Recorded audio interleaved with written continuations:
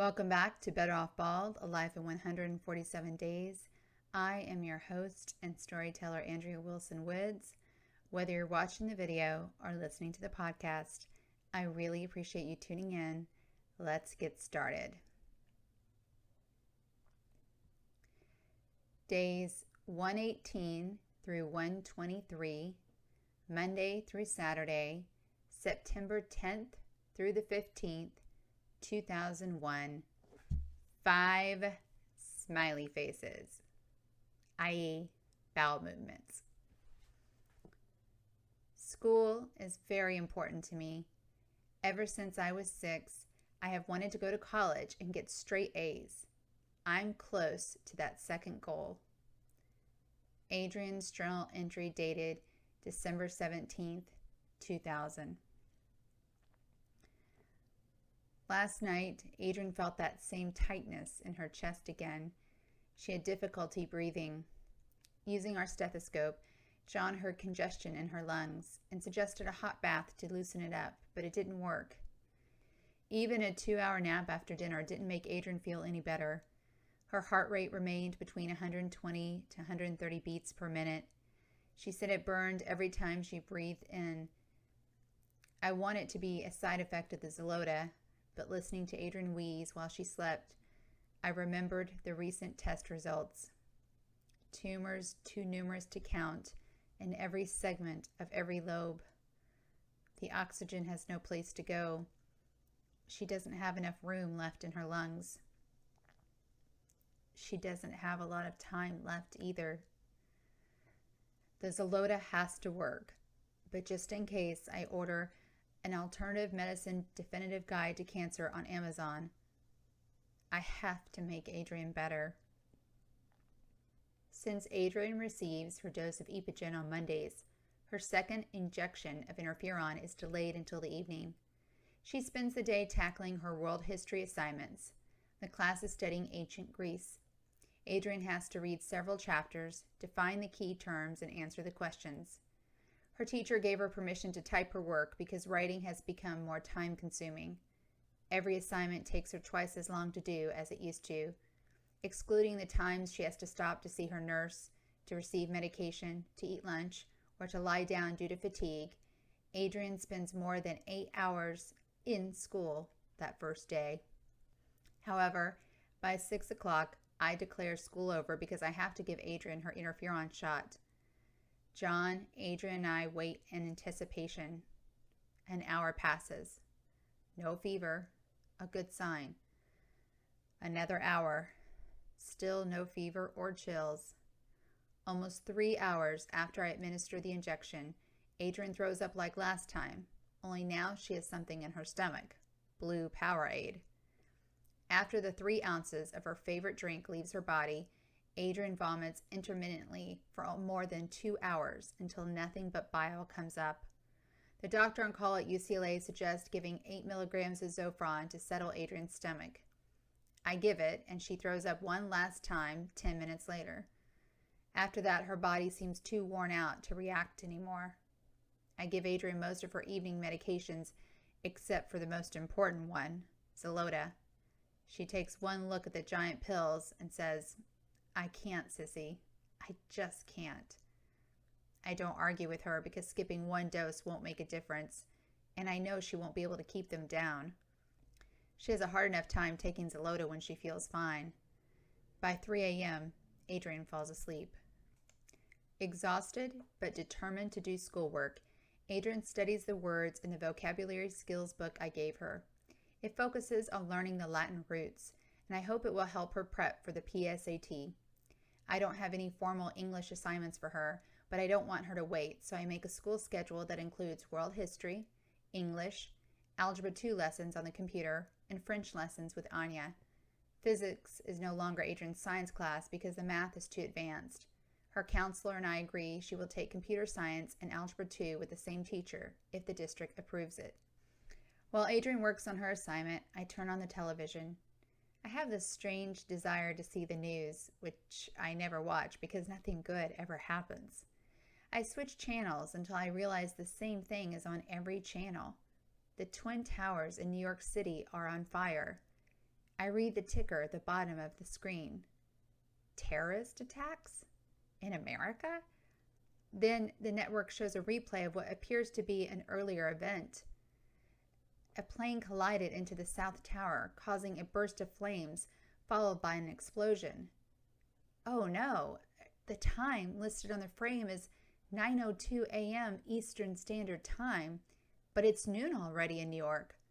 This colossal event occurred 3 hours ago, and I knew nothing about it. Adrienne, you need to see this. But Sissy, I have so much work to do. Take a break, now. Consider this a history lesson. Adrienne sighs as she gets up from the kitchen table. As soon as she turns around and can see the TV, she gasps. What happened? I don't know, kiddo. Let's find out. We sit together and watch the events of the morning replay themselves. We discover another plane hit the Pentagon, although fewer casualties are expected there. A fourth plane, believed to be on its way to the White House, was diverted by the passengers who attacked the hijackers. The plane crashed somewhere in Pennsylvania. Adrienne recalls her friend Sharon is staying with her father in a town near Philadelphia, and she insists I contact Sharon to make sure she is okay. Her concern makes me think about the people I know in Manhattan, one person in particular, and I wonder if he is alive. Just when we think it cannot get much worse, the news replays the South Tower collapse. Adrienne and I watch with our mouths agape. How could this happen, Sissy? She asked. I wonder if she remembers asking me that same question about the outcome of the O.J. Simpson trial, and I feel inadequate that 6 years later my answer is the same. I don't know. I use the attacks on America to begin a dialogue with her about ancient Greece. I ask her what she's read so far and what she has learned. As I listen, Adrienne speaks in detail about democracy and how the Greeks influenced our government. Her eyes are alert, and the more she talks, the faster her speech gets, like she used to before the drugs slowed her down. She defends an individual's right to freedom and analyzes what the terrorists hope to gain by attacking the United States. I finally stop our discussion because she has a lot of work to do. As I turn off the television, I make a mental note of all the people I need to contact. Beyond saying a silent apology to the victims and their families, I'm too busy fighting a war in my own home to comprehend what has happened. I wonder what the childhood experts would think if I told them I have many fond memories of Adrienne and me watching TV together. Some of the best ones occurred when we lived in the small studio apartment where we met John and Adam. Every morning before school, Adrienne would turn on the television to watch the cartoon animated series, while she got ready for school. She would explain the plot as I raced around preparing for my own work day, then she would accuse me of not listening to her. She would quiz me in the car to see if I was paying attention and pretend to pout when I got the answers wrong and act surprised when I got the answers right. Another time I cherish is when we watched the 1996 Academy Awards together. Things were going along as usual, various awards, long speeches, dance numbers, when Christopher Reeve appeared on stage in a wheelchair, one of his first public appearances since his devastating accident the year before that had caused quadriplegia. The camera scanned the standing, clapping, and crying audience. As Adrienne and I listened to Reeve speak, I patted her thigh, thinking how lucky we were. She grabbed my hand. Even at 9 years old, she understood. In a few seconds, Superman's life had changed forever. I get it now, how fast life can change. Many people remember the moment in 1996 when the Magnificent Seven made history, becoming the first American gymnastics team to win a gold medal. Adrienne and I were sitting on the edge of our bed, sweating in the summer heat, watching the events on TV as the Summer Olympics took place in Atlanta. I was Adrienne's gymnastics teacher at her summer camp, so the Olympics held a special meaning for us. We were invested in those girls. They had to win. We analyzed every move and cringed at the slightest mistake.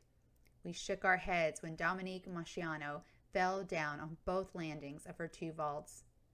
Last in rotation, the American team had the advantage and the pressure of knowing what they had to score in order to be the Olympic champions. With Masciano's mistakes, the responsibility to pull off the perfect vault lay on the last contender, Carrie Strug. Adrienne and I held our breath. Strug fell short after her first vault, scoring a disappointing 9.162. Adrienne squealed, "No!" I watched as Strug limped back to do her second vault. She was obviously hurt, but shaking it off. Knowing too many dancers who had performed in pain, I had a feeling Strug could do it, win the gold for her team and for her country. "Hold on," I said to Adrienne, "and watch this girl.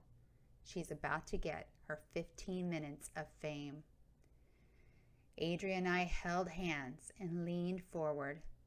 I swear we didn't breathe during the 6 seconds it took for Strug to run, jump, leap, twist, turn, and land on 1 foot. Adrienne and I screamed. We didn't have to wait for the score, 9.712, to know Strug's near-perfect vault had secured American gold. Adrienne and I jumped up and down, danced around, sharing not only pride in our country, but also the joy in knowing dreams do come true. I took Adrienne to see Strug perform while she was on tour with Disney's World on Ice. With her legs still wrapped, Strug executed a flawless balance beam routine. We were fortunate to see her since she retired from gymnastics not long after that tour. I read somewhere she teaches elementary school in the Bay Area. I bet the kids love her.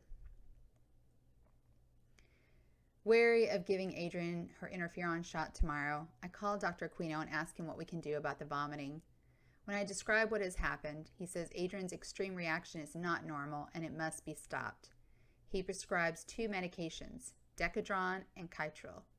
Adrienne will receive both 1 hour prior to the shot and Kytril again whenever she feels nauseous. He suggests not giving her interferon again until the prescription for the pre-meds is ready. I don't intend to. Making Adrienne better, not sicker, is the goal. As promised, one of Dr. Aquino's colleagues contacts me about a clinical trial involving dendritic cell therapy. After reading a folder full of information, I discover many reasons why this particular vaccine is not a good idea, even if I don't understand the research behind the theory.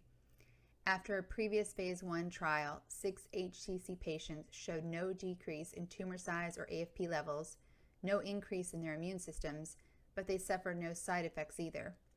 What a waste of time. Adrienne could not be on any other therapies if she were in this clinical trial. She just started Xeloda and interferon. It's too soon to quit.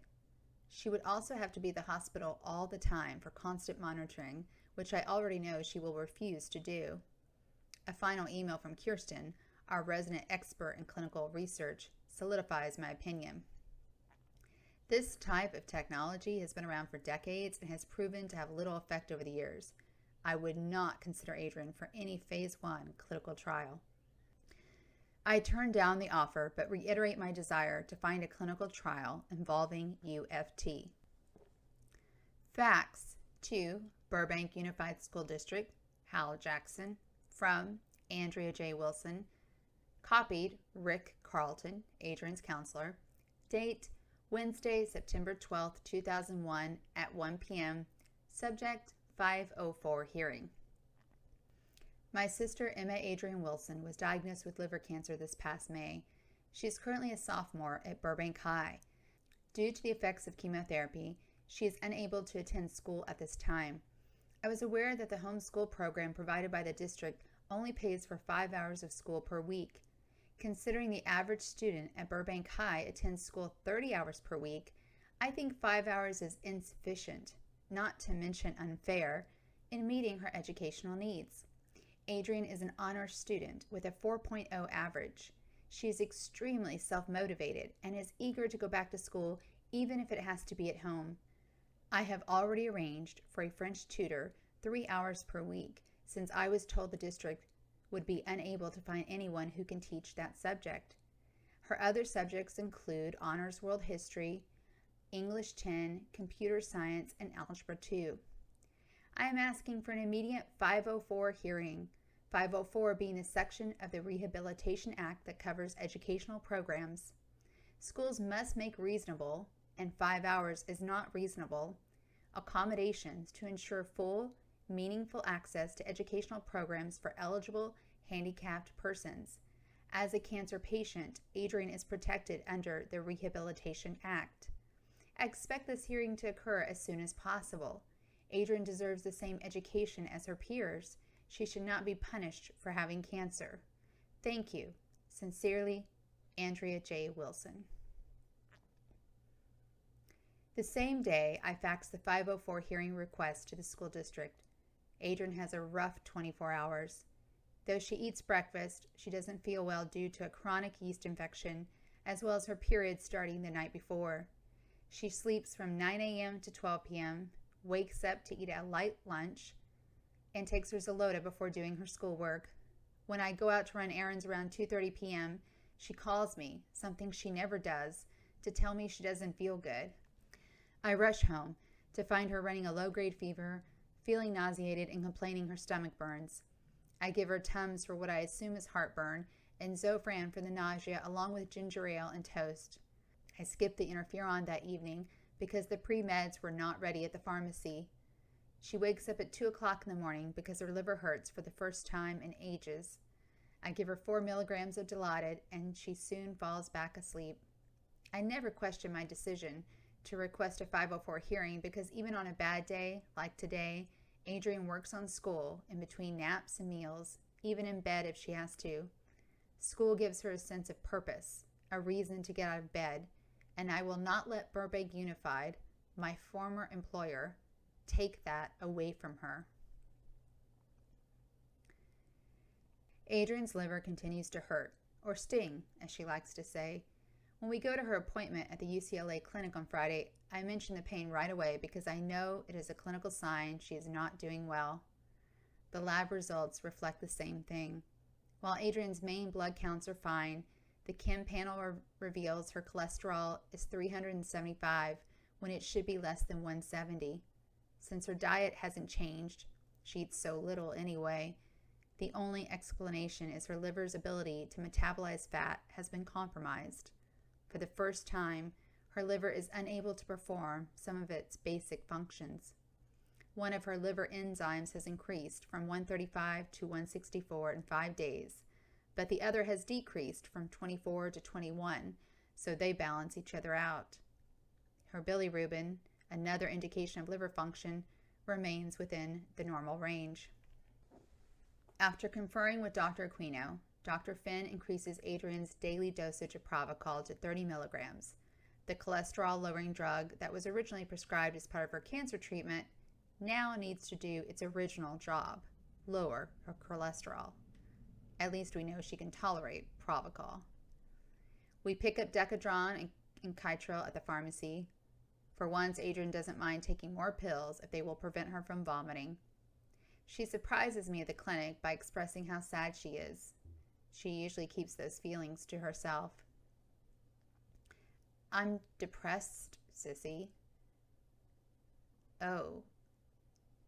I don't know how to respond, so I wait for her to continue. I miss school. I fall asleep all the time. I can't do anything without feeling tired. I can't walk down the street. I can't talk on the phone. I can't even finish a chapter in Lord of the Rings. I know, sweetie. She frowns. I mean, I don't know how it feels, but I see you and I think I would give anything to change it. Before I can come up with anything positive to say, Adrienne interrupts me. I need help. Maybe medication. I gulp and nod. Even when she was suicidal, Adrienne was never on antidepressants. I look into her eyes, her gorgeous olive eyes, and I can see how exhausted she is. I wonder if she has given up, but then she wouldn't ask for help if she had. I speak to Dr. Finn, who suggests a psychiatric referral for Adrienne's depression, a common reaction, he reminds me as he touches my arm. I nod, but I can't stop my eyes from watering. Accept the things you cannot change. I can't make everything better for Adrienne all the time, but I can try. When we arrive home, we find a letter in the mail from Burbank Unified. A formal 504 hearing is scheduled for September 24th at 3 p.m. I make a mental note of it and think 9 days should be plenty of time to prepare for it. Though Adrienne wants to continue school, she takes little interest in the actual proceedings that are necessary to make it happen. When I show her the notice, she yawns and says she's tired. After napping for about 90 minutes, she wakes up and I give her the pre-meds, which must be taken 1 hour prior to the interferon shot. While we wait for the Decadron and Kytril to work their protective magic, Adrienne reads a stack of get-well letters from a 6th grade class taught by one of our friends. She is still reading when I administer the shot. Though she appears not to be paying attention, she says without glancing away from the cards, "You better bring the bucket, just in case, sissy." I know she's right, but I was hoping for more optimism. I leave the makeshift bucket, a recycled Country Crock plastic margarine bowl, next to her chair. I make dinner, clean the kitchen, and wait for John to come home. I do my best not to watch the clock. If she's going to vomit, it will start by 8 p.m., 3 hours after I gave the shot. Adrienne coughs within 30 minutes, and I rush to grab the bowl, but she shakes her head. It is only a cough, so I give her OTC cough medicine. She eats a small dinner. It stays down. She watches television with John. Soon, the 8 o'clock hour passes. Then the 9 o'clock. And I exhale. My shoulders release themselves and drop a few inches. When Adrienne says she is experiencing joint pain at 9:30, I feel relief because I know what to do. I give her 4 milligrams of Dilaudid before helping her into a bath. Right before bedtime, she needs another milligram of Kytril for acute nausea, but overall, the pre-meds worked wonders. Why didn't Dr. Aquino prescribe them after the first time she threw up last week?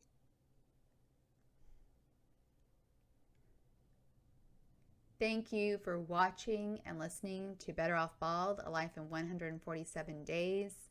Please subscribe to my channel and stay tuned for the next episode.